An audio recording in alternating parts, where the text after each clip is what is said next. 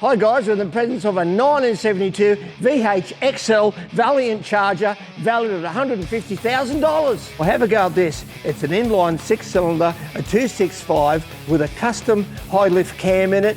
It's also got a 3-speed box pushing along the road with an LS limited slip diff on the back, and also it's got Hemi Performance disc brakes all round. Have a go at the interior in this. It's an XL Charger to a T. It's got a beautiful floor shift.